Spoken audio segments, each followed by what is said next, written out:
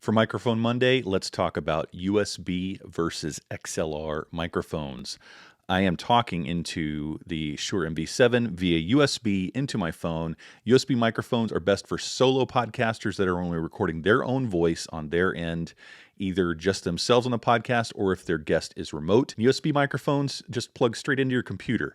So that's why it's better just for one person. If you plug in two USB microphones, it's tricky to get your software to see both of them at the same time. So if you have more than one person in the same room, or if you want higher end audio quality that's upgradable in the future, I recommend going with XLR microphones. XLR is this 3-pin analog connector that you'll see on the bottom of the microphone. And XLR microphones can't connect straight to the computer. They have to connect to an audio interface like this Audient ID14 here. And then this interface will connect to your computer via USB. Typically, XLR microphones are going to sound better than USB microphones because they've crammed everything, all the circuitry that's inside this audio interface into this little microphone. That includes the microphone preamplifier to boost the signal, an analog to digital converter that will convert that analog waveform of your voice into digital ones and zeros for the software to be able to process. And then after it goes through your software, it has a digital to analog converter to get it back out of your headphones. And all of that is crammed also into here,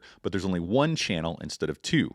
So if you have more than one person in the room with you, get an audio interface, two XLR microphones or more. But if it's just you and your guest is remote, or if yours is the only voice in your podcast, a USB microphone like my MV7, like the Samson Q2U, like the AT2100, like the Samson Q9U, all of those microphones are great USB mics. And I recommend those over other USB mics because they also have XLR in addition to the USB connection.